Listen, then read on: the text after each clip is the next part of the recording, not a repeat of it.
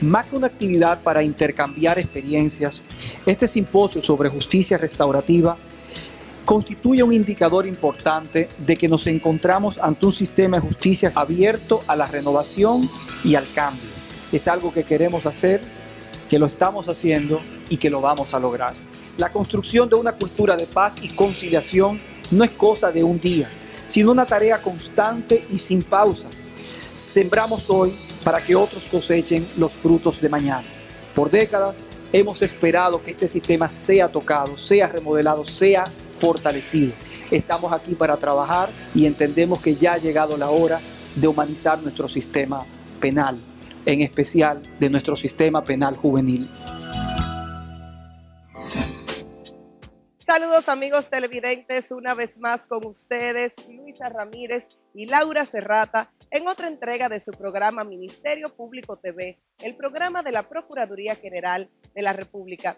Esta semana tenemos una edición especial. Nos encontramos en el Hotel Jaragua, donde se está celebrando el primer simposio de justicia restaurativa, transformando el sistema penal juvenil.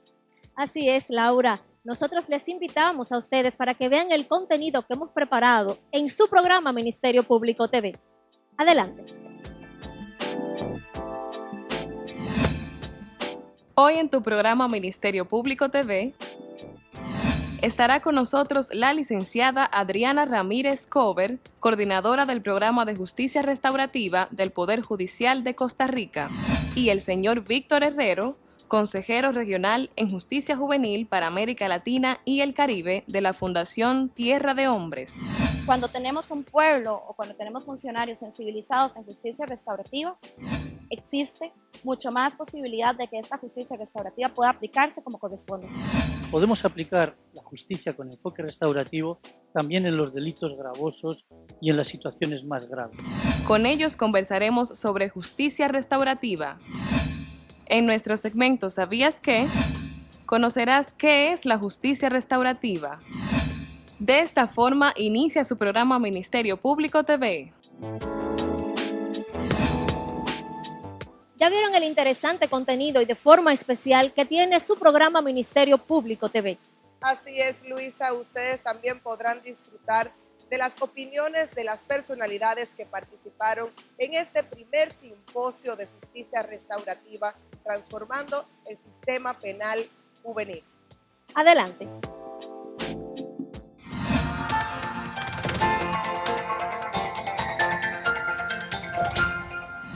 Continuamos en el primer simposio de justicia restaurativa y está con nosotros el magistrado Mariano Germán, presidente de la Suprema Corte de Justicia. ¿Qué opinión le merece, magistrado, este primer simposio que se celebra en nuestro país? Número uno, que este es un encuentro y es un encuentro donde participan distintos sectores. Eso de participación significa socialización. Socialización significa la creación de una nueva cultura y la creación de una nueva cultura para manejar acciones, actores y personas. Desde esa óptica yo saludo este simposio. Nos va a crear, nos va a orientar hacia una nueva trayectoria en el enfoque sobre todo de los niños, niñas, adolescentes, cuando frente a ellos hay infracciones o ellos son los actores de las infracciones. Muchísimas gracias, magistrado. Continuamos en el primer simposio de justicia restaurativa y nos encontramos ahora con el señor Andrés Navarro, ministro de Educación. Señor Navarro, ¿qué trascendencia tiene para el país que se esté celebrando este primer simposio? Bueno, para mí es una gran oportunidad que el Ministerio Público ya se adentre al desarrollo de la justicia restaurativa y precisamente entiendo que para la nación dominicana representa también una gran oportunidad. ¿Por qué razón? Porque es indispensable que cada vez más, así como se va fortaleciendo el sistema de justicia dominicano, sea cada vez más humanizado. Y en el caso del sistema educativo dominicano necesitamos que la justicia restaurativa sea una realidad plena, en tanto se reconozca que muchas veces la víctima y el victimario son presa de condiciones sociales, de condiciones económicas, que es necesario abordar con una visión humanística. En este sentido, lo que nuestra expectativa como Ministerio de Educación es que tanto el Ministerio Público como el sistema de justicia dominicano puedan abordar con otra perspectiva, desde la perspectiva de la justicia restaurativa, la problemática de la violencia en las escuelas, de forma que podamos ser más asertivos en las medidas que se toman, tanto de recuperación de la víctima como de penalización del victimario. De manera que espero que como resultado de este simposio, pues el Ministerio Público y el sistema de justicia dominicana puedan tener los elementos para emprender esta ruta de fortalecimiento e instauración de esta perspectiva de la justicia. Muchísimas gracias, Bueno, señor Navarro. Igual, un placer. Continuamos viendo todo lo que acontece en este primer simposio de justicia restaurativa.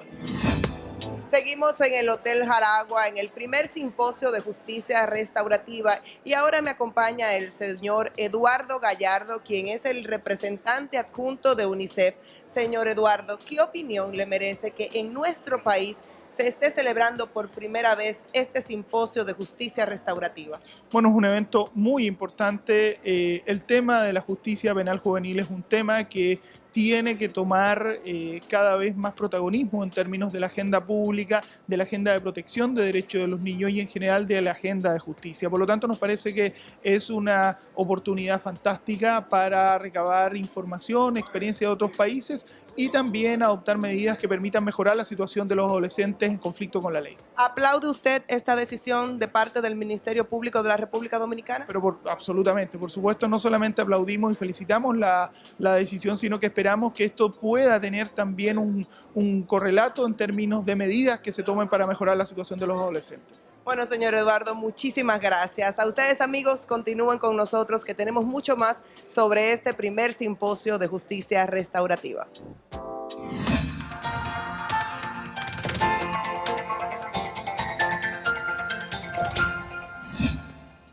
¿Sabías qué? ¿Qué es la justicia restaurativa? La justicia restaurativa es definida por las Naciones Unidas como una respuesta evolucionada al crimen en lo que respecta a la dignidad y equidad de cada persona. La justicia restaurativa promueve armonía social a través de la sanación de la víctima, infractor y la comunidad. Este tipo de justicia también es llamada justicia reparadora o justicia compasiva, cuyo foco de atención son las necesidades de las víctimas y los victimarios. La justicia restaurativa protege a la víctima al determinar qué daño ha sufrido y qué debe hacer el infractor para compensar el daño ocasionado.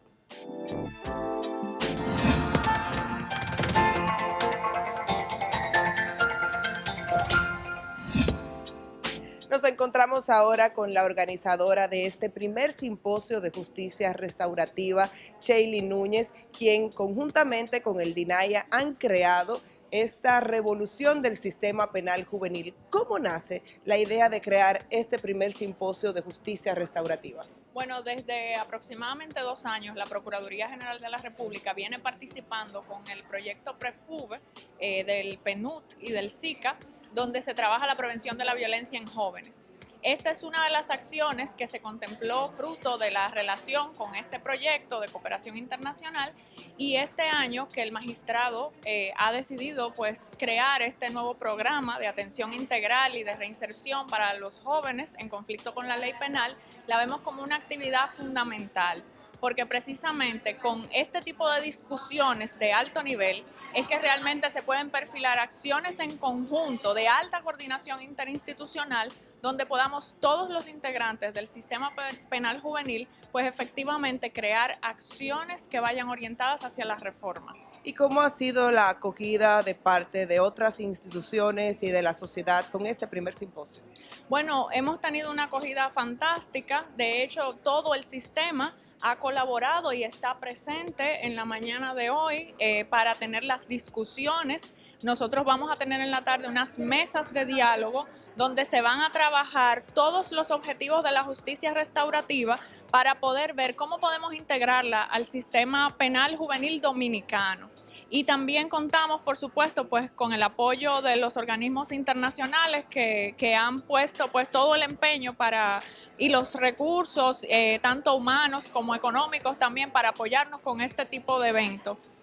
También contamos, pues, por supuesto, con la cocoordinación a través de la DINAIA, que es la Dirección Nacional de Atención a la Persona Adolescente en Conflicto con la Ley Penal, que es la institución, de hecho, fundamental, que va a trabajar ya una vez el proyecto se consensue y se lance formalmente, pues con todas las acciones de implementación de este programa que de verdad busca, como dice nuestro eslogan, pues transformar el sistema penal juvenil. Sheili, muchísimas gracias y felicidades por esta iniciativa. Ustedes, amigos, continúen conociendo todo lo que acontece en este primer simposio de justicia restaurativa. Nos encontramos en el primer simposio de justicia restaurativa y se encuentra con nosotros la magistrada Marisol Tobal, quien es la Procuradora General de Niños, Niñas y Adolescentes. Magistrada, ¿qué opinión le merece a usted que se esté celebrando este simposio? Bueno, déjame decirte, acepto con gran beneplácito y alegría que se esté celebrando en República Dominicana por primera vez un simposio con la justicia restaurativa, porque entiendo que es un gran paso que estamos dando y nos estamos poniendo a la altura de muchos países que ya vienen ejecutando este tipo de prácticas. Usted que trabaja con los niños y adolescentes, ¿qué trascendencia tiene este simposio para nuestro país? Bueno, es el inicio de una gran transformación, porque entiendo que es la oportunidad de hacer un cambio, de hacer una transformación dentro del sistema de justicia penal juvenil en República Dominicana. Muchísimas gracias, magistrada. Ustedes continúen, que aún tenemos mucho más sobre este primer simposio de justicia restaurativa. Seguimos en el primer simposio de justicia restaurativa y nos encontramos ahora con la magistrada Angelán Casasnova, quien es la coordinadora de la Comisión de Género del Poder Judicial. Magistrada, ¿qué opinión le merece a usted que se esté celebrando en nuestro país este primer simposio de justicia restaurativa? Pues importantísimo, es un excelente momento para nosotros analizar cómo vamos a rehabilitar, cómo vamos a tratar los conflictos con la ley de nuestros adolescentes, de la jurisdicción de niños, niñas, adolescentes, que son el futuro de nuestro país. Así es. Usted tiene un panel en este primer simposio. ¿De qué se trata? Sí, pues yo voy a abordar el tema de la justicia restaurativa, pero desde la óptica de la víctima. Es decir, cómo la víctima interviene, los derechos que tiene la víctima y cuáles son los obstáculos para que pueda materializarse una verdadera justicia restaurativa en esa jurisdicción especial de niños, niñas, adolescentes. Magistrada, muchísimas gracias. Ustedes, amigos televidentes, continúen viendo todo lo que acontece en este primer simposio de justicia restaurativa. Nos encontramos ahora con la señora Ana Álvarez, representante de proyectos de la Cooperación Española. Señora Álvarez, ¿qué opinión le merece a usted que se esté celebrando en nuestro país este primer simposio de justicia restaurativa?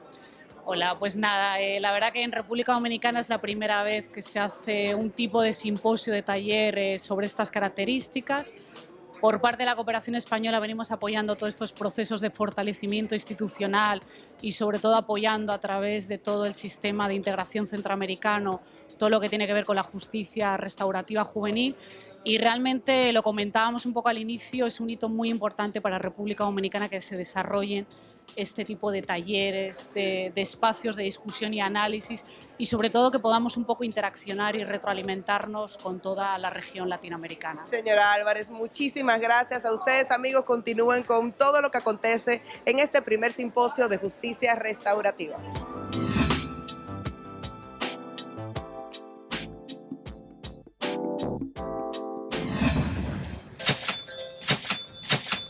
Si tienes un negocio que utiliza máquinas tragamonedas ilegalmente, tu suerte está a punto de cambiar.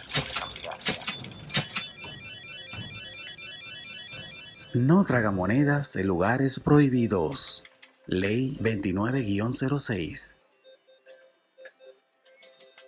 Entre 2016 y 2017, más de 160 dominicanas han sido víctimas de feminicidios. No solo las familias completas han perdido una parte irreemplazable de sus vidas, no solo comunidades quedan descompuestas, absolutamente todos las perdemos. Y se siente, cada vez que al país se le arrebata el soporte indispensable de la mujer dominicana, decae la sociedad, se oscurece el camino de las próximas generaciones hacia el desarrollo nacional. Combatir la epidemia de la violencia que afecta a la mujer en República Dominicana es una emergencia a la que todos nos toca responder. Ni una sola víctima. Únete, actúa, denuncia. Luchemos hasta eliminar la violencia contra la mujer.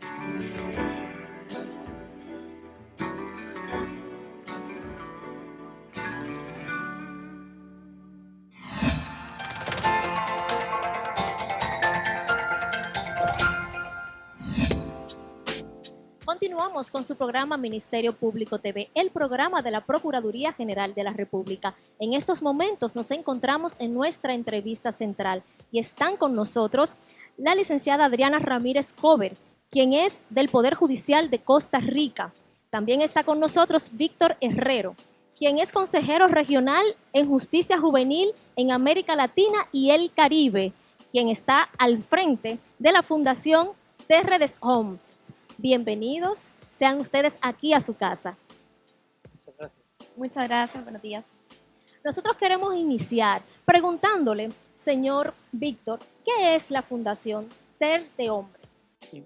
Bueno, Terre des Hommes es una fundación que nació hace 60 años en Suiza, en Lausana, y que se dedica a la defensa de los derechos de los niños y niñas en el mundo, con carácter general, pero principalmente en áreas de salud, de educación, de protección y también de derechos o de justicia. Y esta fundación trabaja aproximadamente en 56 países del mundo.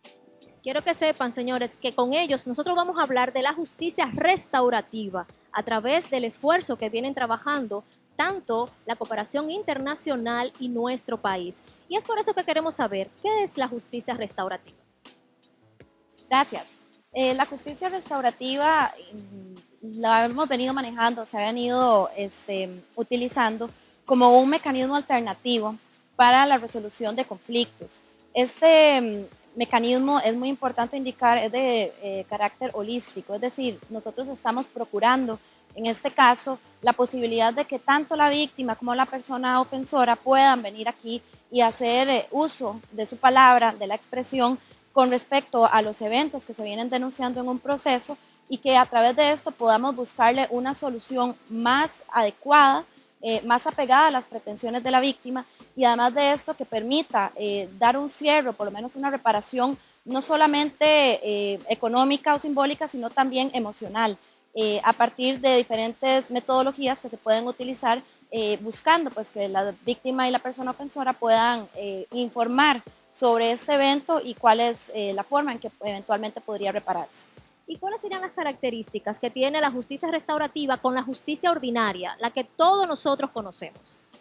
Sí, partiendo de lo que comenta Adriana, la justicia restaurativa, la que hemos conocido de experiencias tradicionales en Australia, en Canadá, en algunos países europeos, lo que ha venido es a rescatar un poco sus principios y sus valores. Y como bien decía Adriana, entre esos principios y valores es que por vez primera, víctima y victimario, víctima e infractor o ofensor o ofensora tienen el mismo nivel. Y en la justicia se les prevé y se les atiende de la misma manera. Incluir los derechos legítimos y los intereses legítimos de las víctimas es fundamental. Y la otra tercera pata, que es contemplar que la comunidad tiene recursos, tiene resortes, tiene personas, tiene instituciones que también pueden ser parte de la solución. Eso es fundamental. Eso rompe totalmente el esquema de la justicia tradicional, donde el Estado afronta un delito como si fuera una ofensa contra el Estado y sus instituciones simplemente atacan lo que es el delito y al infractor, olvidando el resto. ¿Y qué camino ha recorrido Costa Rica para poder instaurar lo que es esta justicia restaurativa, como ustedes están mencionando, que es restaurar dentro de un proceso penal que es tan fuerte las víctimas y al mismo tiempo el infractor? En Costa Rica se ha recorrido un camino bastante largo desde el año 2013 a través del programa de justicia restaurativa, en aquel momento liderado por la magistrada Doris Arias Madrigal. Se inició toda la creación de una serie de protocolos de actuación, principalmente o de forma inicial en materia penal de adultos, y ya en el año 2015 se logra instaurar también en materia penal juvenil, a través de la captación de una serie de buenas prácticas de diferentes áreas del país y generando una estandarización de las mismas, como sería la creación de una red de apoyo y la aplicación de las audiencias tempranas.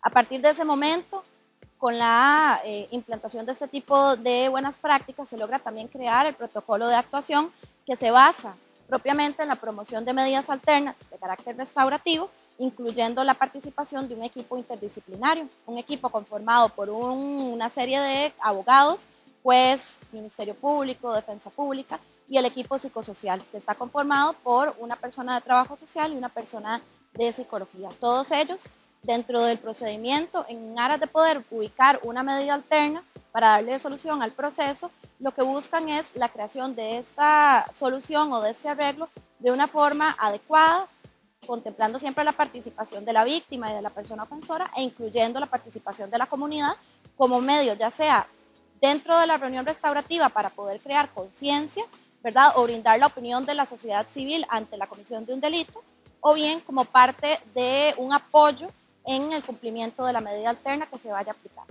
Es importante y nosotros hablarlo, porque la parte de la justicia penal juvenil tiende a verse muy fuerte, señores, para la parte social, porque entendemos que la pena debe de estar de la forma retributiva con el delito. Y es por eso que nosotros queremos saber cómo se pretende perseguir la implementación de la justicia restaurativa al momento de instaurarla.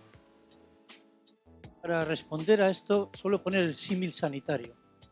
No podríamos imaginar que en el sistema sanitario un dolor de cabeza lo atendiéramos con un tratamiento de cáncer, con una quimioterapia. No lo podríamos concebir porque, entre otras cosas, el sistema colapsaría el primer día. Sin embargo, sí hemos visto como normal a lo largo de la historia, quizás por ese chip retribucionista que tenemos, que cualquier tipo de infracción debemos de responderla con cárcel, con prisión, con privación de libertad. Es un craso error. Hemos visto cómo los países más retributivos del mundo han sido los que más violencia generan. Los países que tienen las leyes más graves del mundo, incluso la pena de muerte, son los más violentos. No es proporcional. Lo que se pretende, efectivamente, es implementar gradualmente y racionalmente las diversas posibilidades que nuestros códigos penales nos ofrecen. Como bien decía Adriana también, hay muchísimos casos que no ameritan ni siquiera un proceso penal. ¿Por qué no llevarlos a una resolución de conflicto mediante una mediación o mediante una conciliación? Hay muchísimos casos que no ameritan un internamiento, sino que ameritan una prestación en beneficio de la comunidad, una medida terapéutica o incluso una medida de reparación. ¿Por qué no hacerlo? Pero hacerlo bien. Y efectivamente en algunos casos vamos a ver cómo vamos a necesitar, porque el delito es grave, un internamiento o una privación de libertad. Pero hasta eso podemos hacerlo de una forma muy diferente, por el menor tiempo posible, con un tratamiento muy individualizado y que en definitiva sea eficiente y no se convierta ese instrumento en una fábrica de ampliar el delito y de hacer más delincuentes. Pero en el momento de nosotros instaurar esta práctica, ¿quiénes serían los llamados y cómo serían los llamados a dar el frente y poder iniciar con este tipo de procesos? Bueno, aquí los llamados somos todos. Realmente somos todos que representamos instituciones públicas, quienes conformamos la sociedad civil. No podemos dejar de lado que el tema de la delincuencia y sobre todo la delincuencia juvenil es un tema de la comunidad en general, ¿verdad? Y por ser parte de la comunidad tenemos la obligación de permitir una adecuada reparación y una adecuada reinserción, tanto de la persona víctima como de la persona infractora. Entonces, a partir de eso, si bien es cierto, ciertas personas pueden llegar a tener la batuta en cuanto a la estructuración o la construcción de una plataforma, todos tenemos que estar trabajando hacia esa dirección. A partir de la construcción de protocolos, a partir de la construcción de normativa que puede ser nacional o internacional, porque realmente el objetivo de todo este tipo de mecanismos es permitir que el tema de justicia restaurativa se convierta en un concepto del mainstream. Es decir, esto tiene que venir a bañar absolutamente todas las acciones que se vayan realizando en relación con la justicia penal juvenil. Es importante aquí nosotros preguntarle, ¿forma parte medular el que usted se concientice de que el entorno social común tome conciencia al respecto? Porque la víctima, y vamos a hacer esta pregunta, debe de tener ese mismo derecho y deseo de querer hacer y formar parte de la justicia restaurativa. Sí, en efecto, también culturalmente hemos alimentado durante demasiados años, demasiadas décadas, ese concepto retribucionista, donde entendemos que la víctima lo único que persigue es venganza, y no es cierto. Víctimas hay de todos los estilos y formas, como no puede ser, porque también hay delitos y percepciones del delito. Pero muchísimas víctimas no persiguen venganza, persiguen justicia, persiguen entender por qué han sido lesionadas en algún tipo de derecho y entender también si puede existir algún tipo de reparación que de verdad le haga normalizar su vida tras el trauma que supone un delito. Esto cuando lo llevamos al grupo social, a la víctima individual, pero también al grupo social ocurre lo mismo. Estamos alimentando demasiado el sentido de venganza social con discursos políticos muy facilones de retribucionismo, de leyes muy duras, etcétera, pero que todo el mundo sabe que no son efectivas. Si de lo que se trata es de que no haya más víctimas, lo que tenemos que hacer es prevenir ese delito y por lo tanto que el sistema sea más efectivo. Está comprobado, el sistema retributivo no ha funcionado. Entonces, en este modelo de justicia restaurativa, con enfoque restaurativo, estamos buscando otros elementos mucho más serios, de más medio y largo alcance, pero mucho más efectivos. Señor Víctor, hemos escuchado la pieza del diálogo, hemos escuchado hablar sobre esto, sobre el Decálogo Iberoamericano de Justicia Restaurativa. Nosotros queremos saber, además que usted lo ha tratado en un simposio tanto nacional e internacional, ¿en qué consiste este decálogo? Bueno, el Decálogo de Justicia Juvenil es un documento que han firmado y han avalado las 23 Cortes Supremas de Iberoamérica, es decir, de todos los países latinoamericanos, más España y Portugal y Andorra, que además viene a trabajarse en plena cohesión con otro documento que firmaron ya aquí, en República Dominicana, todos los ministros de justicia de los países latinoamericanos, más España y Portugal, y que en estos momentos están avalando todas las fiscalías generales también de Iberoamérica. Es un momento único, histórico, porque este discurso fácil que hemos populista, que hemos estado recibiendo y que acabamos de comentar, cambia radicalmente. Es decir, por vez primera, todos los líderes de estas instituciones han hecho una reflexión clara de cómo podemos poner en práctica este enfoque restaurativo y le están dando marco legal, marco institucional, para que los actores puedan trabajar y sentirse cómodos en él. ¿Qué tipo de sanciones recibe un infractor o una persona que está dentro del proceso restaurativo? Y me surge la pregunta, si estamos delante de un caso gravoso como un asesinato, ¿esto puede formar parte de este proceso restaurativo? Pero su respuesta me la van a dar luego que volvamos de una pausa. A ustedes, amigos, manténganse en sintonía con su programa Ministerio Público TV. Muchas informaciones luego de la pausa.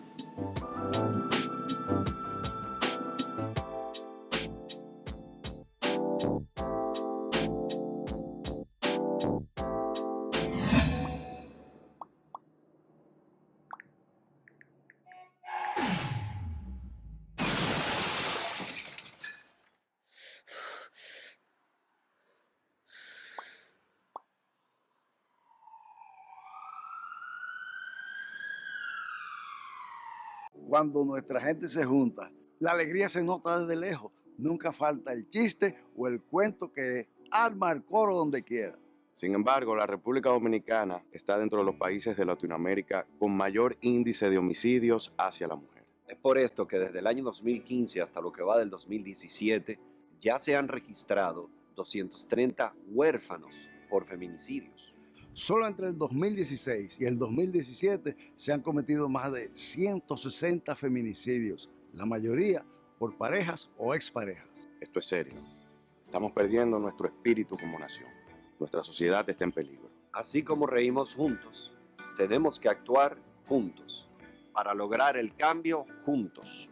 Ni una sola víctima. Únete, actúa, denuncia. Luchemos hasta eliminar la violencia contra la mujer.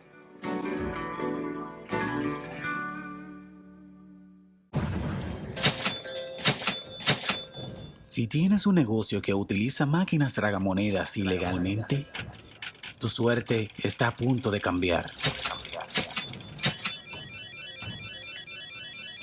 No tragamonedas en lugares prohibidos. Ley 29-06.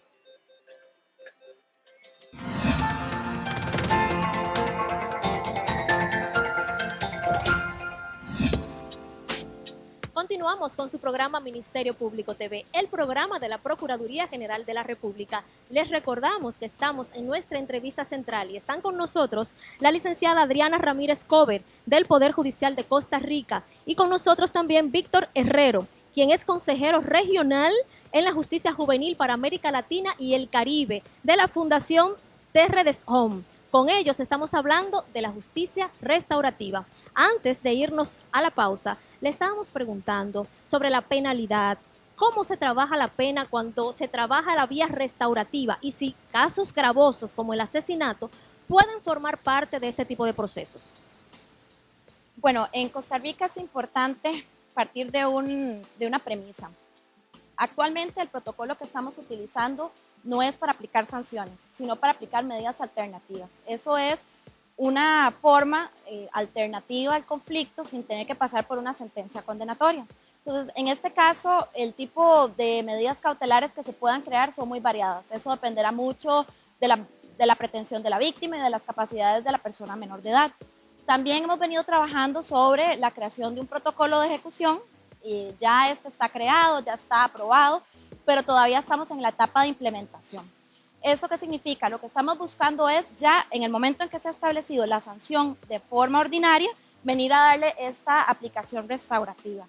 Y también estamos trabajando en la creación de otro protocolo para la creación de una sanción restaurativa, esto a través de un procedimiento abreviado, pero que esta sanción no necesariamente tiene que ser privativa de libertad, pero que sí se ajuste a las condiciones propias de la persona menor de edad, porque algo que se ha venido observando a lo largo de la práctica es que tanto la creación de una medida alterna como la aplicación de una sanción muchas veces viene a ser un tema más de la aplicación automática de la ley y no del caso en concreto. Es decir, le estamos dando una solución poco particular o poco adecuada a la situación de la persona menor de edad en la que nos encontramos de frente y no a esta situación que tenemos que llegar a resolver.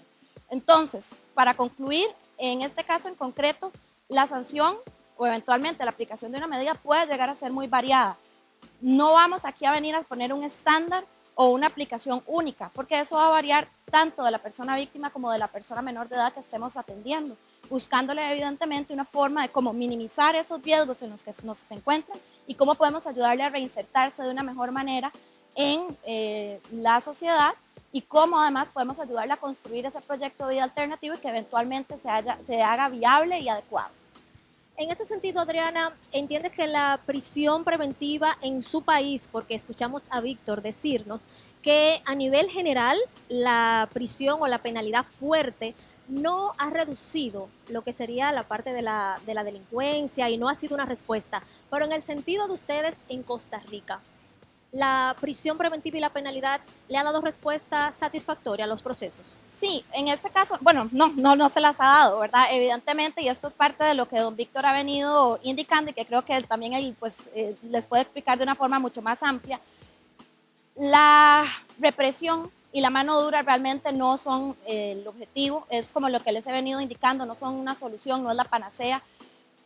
Creemos que sí ha tenido un impacto la justicia restaurativa más bien a disminuir esta aplicación de privación de libertad. ¿Por qué razón? Porque en el momento en que el programa de justicia restaurativa ingresa en alguna zona, podemos observar cómo aumenta la aplicación de medidas alternativas. Entonces, a partir de eso podemos también concluir que la aplicación de las medidas alternas ha generado determinar que no en todos los casos tenemos que aplicar una sanción y no en todos los casos tiene que ser esta sanción privativa de libertad.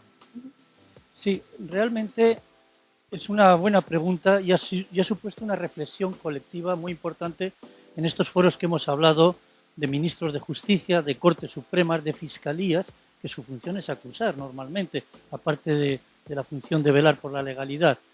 Y se ha llegado a la conclusión de que sí, de que efectivamente podemos aplicar la justicia con enfoque restaurativo también en los delitos gravosos y en las situaciones más graves. Pero no es el qué hacemos, sino el cómo lo hacemos. Lo que estábamos comentando, en un delito grave, lógicamente, no se debiera de aplicar una medida leve, sino que normalmente hay que aplicar una medida proporcional. Pero es en el cómo hacemos. Si una medida de internamiento la hacemos desde la perspectiva de la educación, del tratamiento individualizado, de la progresividad, de ir evaluando los cambios que el propio joven va haciendo y de adecuar la respuesta penal a lo largo de la ejecución de esa medida a esos cambios, seguramente tendremos éxito. Eso es enfoque restaurativo. Y además es muy claro, por ejemplo, les voy a poner un ejemplo que vivimos en España. En España, el grupo terrorista ETA causó muchísimo dolor, muchísimas muertes durante décadas y décadas a todo un país. En el proceso posterior ha habido personas que han evolucionado y que han pedido perdón a las víctimas. El daño que hicieron era irreparable, era la vida de una persona. Sin embargo, sí reparó socialmente, sí repara a todo un país cuando escuchas a una persona que cometió delitos decir me equivoqué y pido perdón. Las consecuencias jurídicas pueden ser o no ser, depende de las leyes, pero sí es cierto que repara, restaura o restaña algunas heridas graves. Y es el derecho también al ser humano, y mucho más si es joven y adolescente, a poder cambiar. Un joven puede comenzar el cumplimiento de una medida privativa de libertad por un delito muy grave, sin ningún tipo de sensación, ni siquiera de haber cometido delito, de empatía con la víctima, etc. Y si hay un buen trabajo con él, podemos encontrarnos que al cabo de 6 meses, de 1 año o de 2, ese mismo joven entiende el daño e intenta repararlo. ¿Y cómo la justicia restaurativa convierte en una forma de herramienta para evitar la privación de libertad sin menoscabar los derechos de esa víctima y logrando la resocialización del infractor y la víctima a nivel de su agresión recibida? Le hacemos esta pregunta porque las personas que están en sintonía con nosotros tienen que sentirse cómodas con la idea de qué es lo que pasa con la vía de ambos, no solo el infractor, también la parte que ha sido víctima de este proceso. Bueno, Cualquiera de los dos, están en su casa, cualquiera de los dos. Ok, en este caso, con la justicia restaurativa, y esto es un tema pues que se ha venido indicando, tenemos que entender que la víctima y la persona ofensora están en un mismo nivel.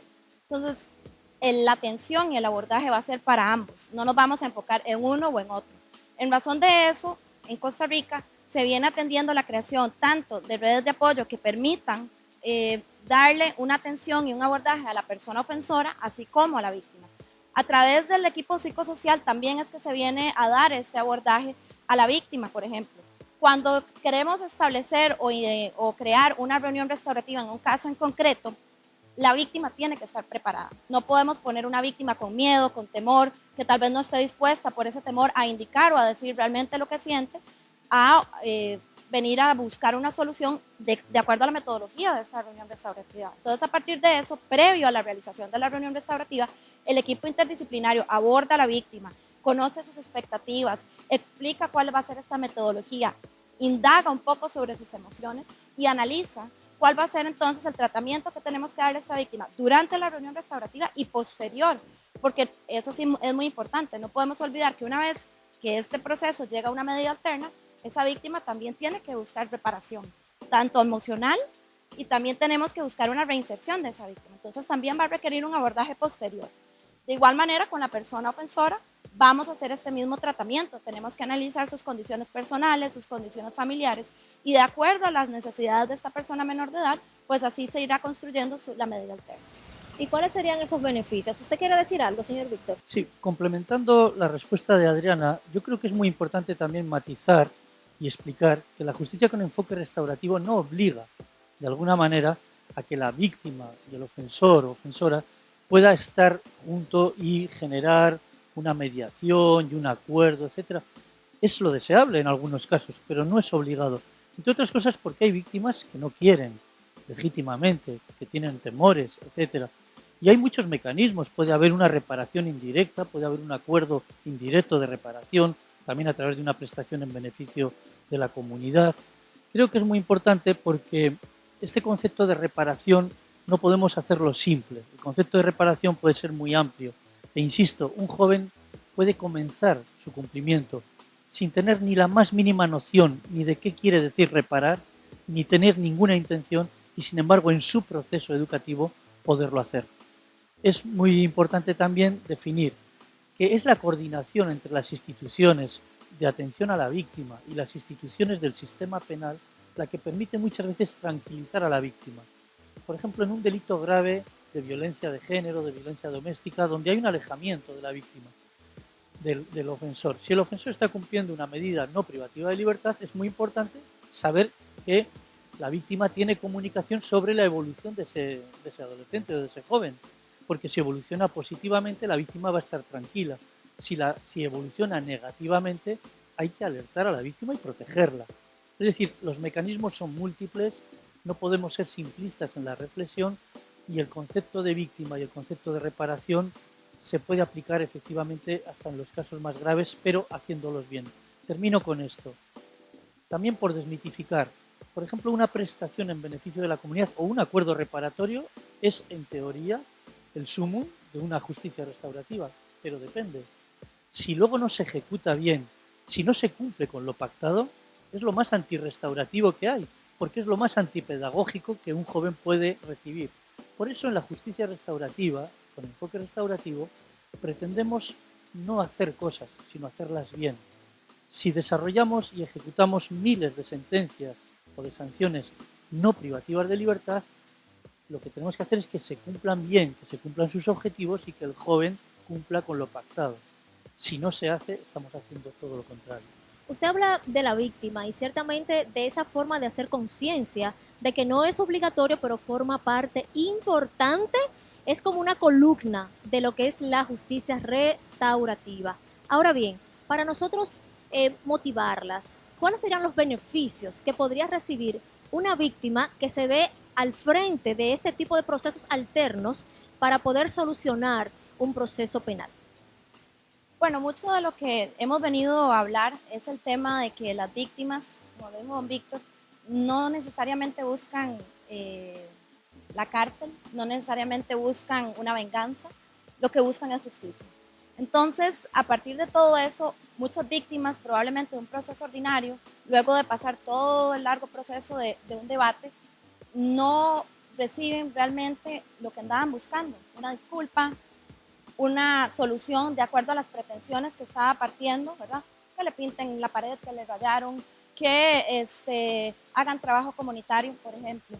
Entonces, cuando una víctima pasa por un proceso restaurativo, no solamente tiene la oportunidad de participar, que esto es algo que se viene retomando a través de estos procedimientos, porque la víctima ha sido relegada desde hace mucho tiempo por los procesos penales, sino que también se le dan espacios para que pueda expresarse. De ahí la característica de que estos procedimientos sean holísticos, es decir, estamos dándole un espacio para que la víctima pueda dar toda una referencia de cómo estaba viviendo antes de la comisión del delito, qué pasó después de la comisión de ese delito y cuál es la forma de repararlo. Entonces, ¿cuáles son los beneficios que va a recibir esta víctima?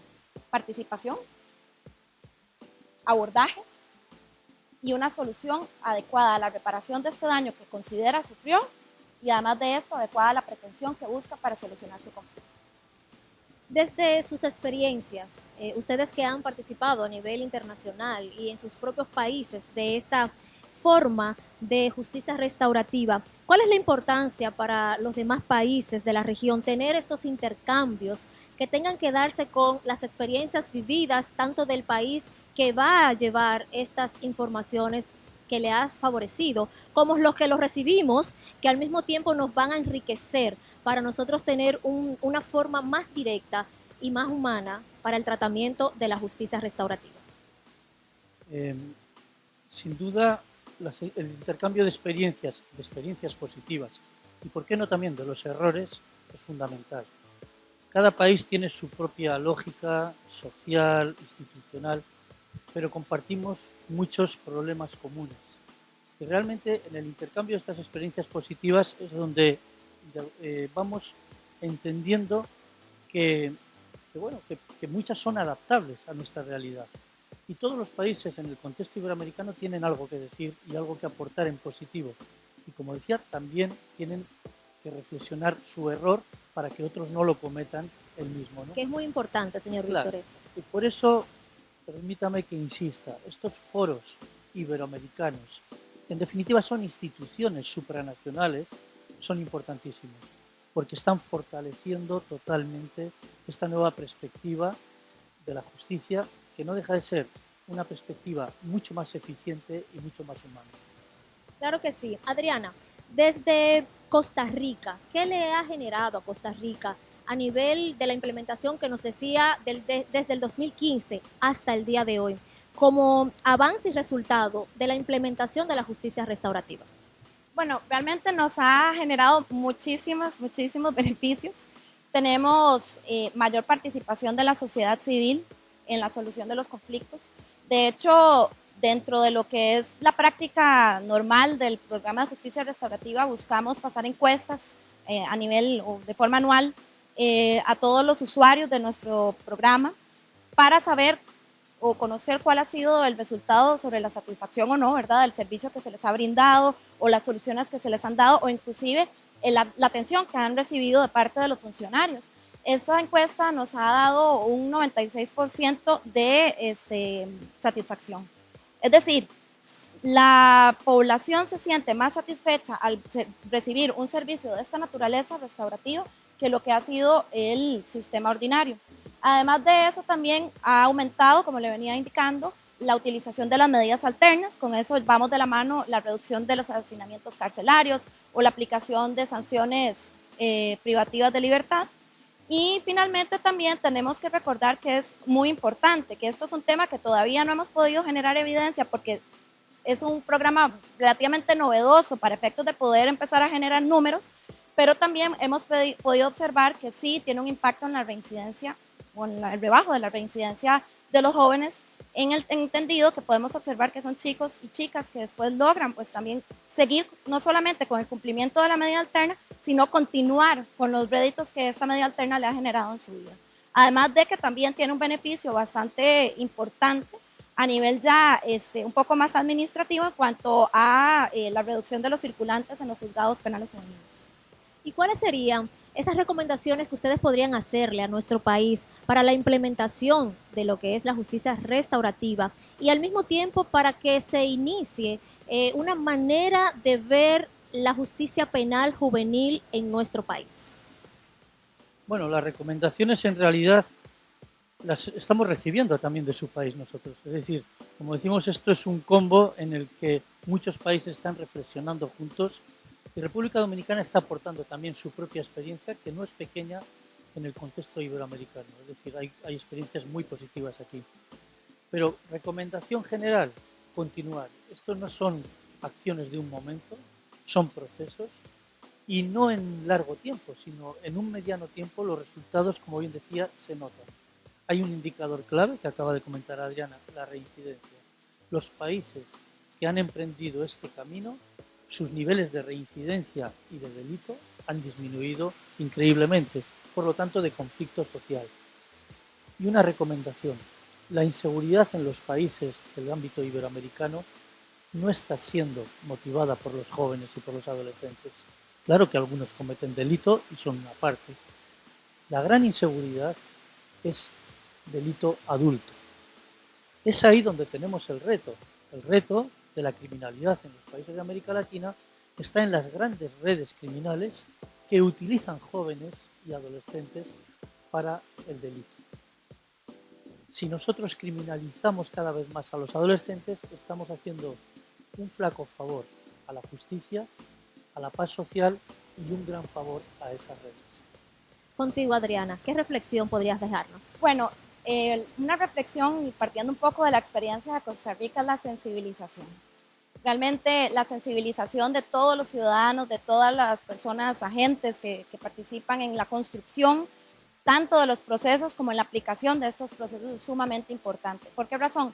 Cuando tenemos un pueblo o cuando tenemos funcionarios sensibilizados en justicia restaurativa, existe mucho más posibilidad de que esta justicia restaurativa pueda aplicarse como corresponde, como ha venido a decir don Víctor, en el entendido de que podamos también generar mayores enlaces, mayores articulaciones a nivel nacional y que esto nos permita dar una viabilidad y generar con mucho mayor éxito los beneficios que pueda traer la justicia restaurativa a un país.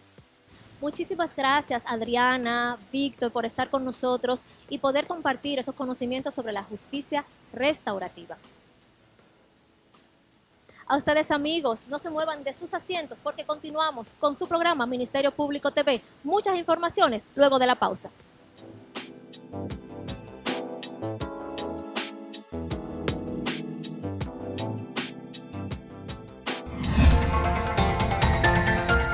Jan Rodríguez presenta avances de 3 años de gestión. El Procurador General de la República, Jan Rodríguez, afirmó que avanzan en los esfuerzos que realizan para convertir al Ministerio Público en una institución moderna, ágil y eficaz, capaz de perseguir y prevenir con efectividad las diferentes modalidades del crimen y garantizar mayor seguridad a la ciudadanía. Al participar como orador en un almuerzo organizado por la Cámara Americana de Comercio de la provincia de Santiago, el magistrado Jan Rodríguez presentó los avances del plan estratégico del Ministerio Público contra ese flagelo en los últimos 3 años. Destacó que las acciones puestas en marcha en esta institución están orientadas al fortalecimiento institucional para lograr mejores respuestas en la lucha contra la criminalidad. En ese sentido, expresó que en la actualidad esta institución cuenta con una matrícula más grande de fiscales de carrera y de personal especializado que han sido integrados a las labores del Ministerio Público en los diferentes departamentos judiciales del país. Por eso, para aumentar el sentido de pertenencia, disminuir la vulnerabilidad moral de todo ese personal frente a la corrupción y evitar deserciones, pues comenzamos a corregir todas esas distorsiones salariales que venían arrastrándose por años, reduciendo las escalas salariales de 246 a 116, eliminando todas las injusticias, las discrepancias injustificadas, asegurando que cada posición fuera pagada adecuadamente, tomando en cuenta el mérito y la experiencia del individuo, sin favoritismo ni favores, logrando hoy tener parámetros justos, pero además aplicándole inmediatamente un promedio de aumento de un 25% a todo el personal.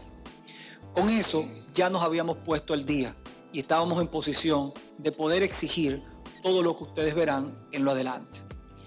A seguidas, identificamos que era necesario completar el déficit de fiscales que tenían muchas jurisdicciones, para realizar así una mejor distribución de trabajo y evitar situaciones de agotamiento.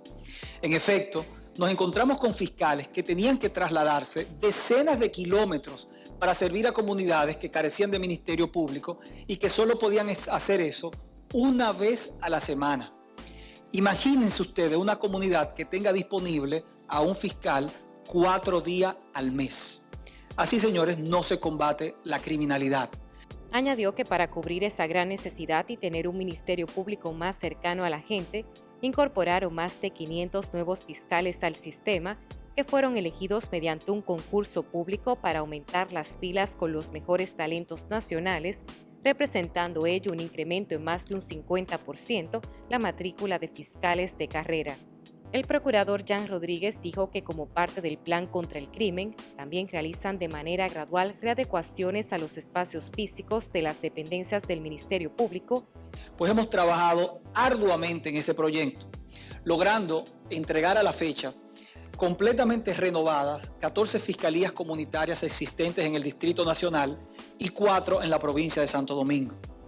Es preciso señalar que la provincia de Santiago no se quedará atrás en este proceso, ya que tenemos previsto remodelar todas nuestras instalaciones, pero además abrir próximamente una fiscalía comunitaria en el distrito de Hato del Yaque para servir a sus residentes que hoy tienen que trasladarse hasta el centro de la ciudad para poder recibir todos nuestros servicios. Nuestro plan incluye también, señores, la renovación de más de 30 fiscalías ordinarias a nivel nacional, un plan que ya hemos comenzado a ejecutar de forma paralela a las demás renovaciones, logrando así, a la fecha, readecuar, por ejemplo, las fiscalías de Bonao y Villa Altagracia. Lo que respecta Se preguntarán ustedes a la Fiscalía Ordinaria de Santiago. La misma ya se encuentra actualmente en proceso de intervención y en unos pocos meses contaremos con un espacio totalmente renovado para todos los usuarios de esta bellísima ciudad. Mientras explicaba sobre los avances del plan de trabajo institucional, el procurador Jan Rodríguez dijo también que están facilitando al personal las herramientas necesarias para la realización de las tareas básicas que exige la lucha contra la criminalidad, destacando la entrega de 162 nuevos vehículos a diferentes dependencias para las tareas esenciales en el ámbito penal y penitenciario. Explicó también que como parte de las mejoras aplicadas en el Ministerio Público, puso en marcha un proceso de modernización de las estructuras de comunicación y tecnología de la institución para tener un Ministerio Público más moderno y acorde con los tiempos. Informó que cuentan con un nuevo sistema de investigación criminal y que implementan otros sistemas que están permitiendo ampliar las fuentes de información, logrando mejores resultados en los procesos de investigación y el seguimiento a los casos. El máximo representante del Ministerio Público destacó que luego de un aumento de las operaciones han logrado avanzar en la lucha contra el narcotráfico, el lavado de activos, la corrupción, la violencia de género, el proxenetismo y la trata de personas. Esa nueva Dirección de Estadística y Análisis ha logrado aumentar en un 42% el registro de los casos del Ministerio Público. Eso es, señores, un 42% más de posibilidades de conocer la realidad completa de la criminalidad en el país y significa que estamos un 42% más preparados para prevenirla, enfrentarla y erradicarla. Nuestro objetivo es continuar fortaleciendo esa importante base de datos. A eso aspiramos y para eso estamos trabajando día a día. La actividad fue realizada en un hotel de la provincia de Santiago con la participación del presidente de la Cámara Americana de Comercio, Ramón Ortega, y otros miembros del Consejo de Directores y Empresarios de esta ciudad. Posesionan fiscal titular interina de San Pedro de Macorís. Fue posesionada en el cargo la fiscal titular interina del Distrito Judicial de San Pedro de Macorís, magistrada Antonia Idalia Jiménez Esteves, designada en esas funciones por el Consejo Superior del Ministerio Público. La magistrada Jiménez Esteves fue posesionada por el director general de persecución del Ministerio Público, magistrado Fernando Quesada, quien resaltó las cualidades profesionales de la nueva fiscal, la cual dijo que se ha destacado por sus habilidades, competencias, destrezas, experiencia y sobre todo por la trayectoria de servicio con gran integridad en el Ministerio Público. De su lado, la fiscal Antonia Idalia Jiménez Esteves agradeció al Consejo Superior del Ministerio Público, que preside el Procurador General de la República, Jan Rodríguez, por tomarle en cuenta para esa posición, al tiempo de afirmar y procurar que las cosas marchen bien, porque en verdad que el país espera eso de nosotros. Cuando nosotros decidimos ser servidores públicos, nosotros tenemos un compromiso en nuestros hombros, pero es un compromiso que tenemos que llevar con mucho orgullo. Para cuando usted diga yo soy fiscal, yo pertenezco al Ministerio Público, usted lo diga con la frente en alto. Eso es el sello que debemos llevarnos cada uno. La magistrada Antonia Idalia Jiménez Esteves, quien pertenece a la carrera del Ministerio Público, sustituye en el cargo al fiscal suspendido Pedro Jiménez. Procuraduría, Turismo y Azonadores acuerdan implementar acciones contra la violencia de género. La Procuraduría General de la República, el Ministerio de Turismo y la Asociación de Hoteles y Turismo de la República Dominicana coordinaron la implementación de acciones conjuntas para la prevención y atención de la violencia de género, intrafamiliar y delitos sexuales en el sector turístico dominicano. La iniciativa se formalizó mediante la firma de un acuerdo entre el Procurador General de la República, Jan Rodríguez, la presidenta de la Asociación de Hoteles y Turismo de la República Dominicana, Paola Rainieri de Díaz, y en representación del Ministerio de Turismo, el viceministro Fausto Fernández. Una vez más, damos una muestra de cómo el sector privado y el sector público pues pueden trabajar muy unidos de la mano con un propósito mejor, y es siempre tener un mejor país. Y en esta ocasión nos unen dos temas importantísimos para ambos sectores y para todos los dominicanos y aquellos que nos visitan. Y es de una parte el sector turismo, uno de nuestros pilares, uno de los sectores más importantes que tiene nuestra economía, pero al mismo tiempo pues el tema de la prevención del delito y en especial el tema de la prevención de la violencia de género. Es decir, aquí nos unimos, sector público, sector privado, para trabajar juntos, turismo y combatir y prevenir la delincuencia. Añadió que es la primera vez que se pone en marcha una iniciativa de esa naturaleza y dijo estar seguro de que tendrá sus frutos. La idea con el tema de violencia de género, señores, es que todos sumemos y hagamos un aporte, nuestro granito de arena, porque es un tema social, es un tema que se inicia con una mala conducta humana, es un tema cultural, es un tema que sucede en todas partes del mundo en mayor o menor dimensión, pero que si cada uno hace su rol de responsabilidad social o su rol oficial, definitivamente sí se puede cambiar, pero eso no lo logra una sola institución. Eso no es un rol único del Ministerio Público o la Procuraduría, sino, vuelvo y repito, de todos. El Procurador General de la República recordó que en el año 2017 puso en marcha el Plan Nacional contra la Violencia de Género con 22 acciones concretas, unas a mediano plazo ejecutadas y otras a largo plazo en desarrollo.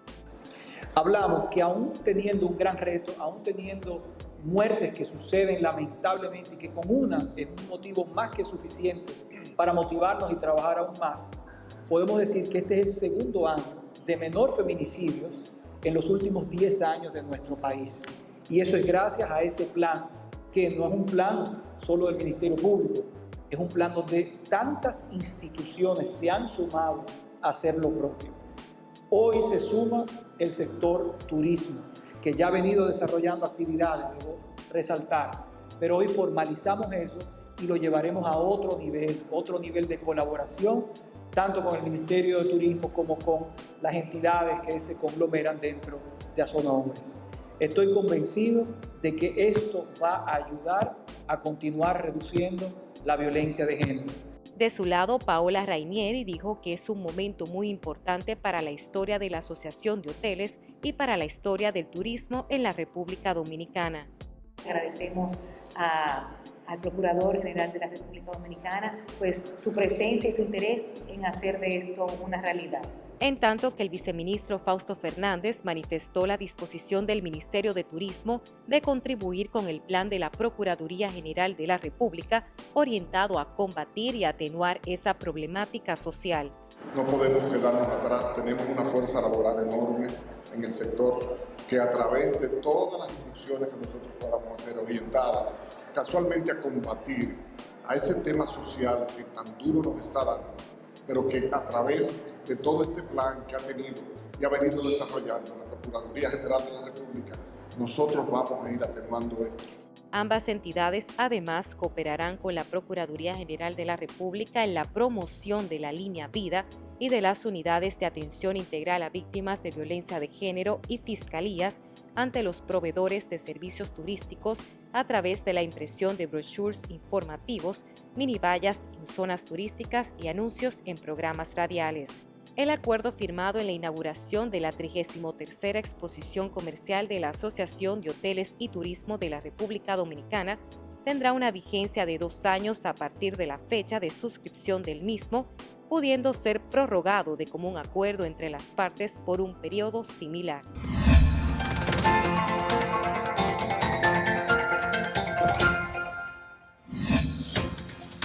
Hemos llegado al final de esta entrega especial de su programa Ministerio Público TV. Muchísimas gracias por acompañarnos. Estuvieron con ustedes Luisa Ramírez y Laura Serrata. Será hasta una próxima entrega, amigos.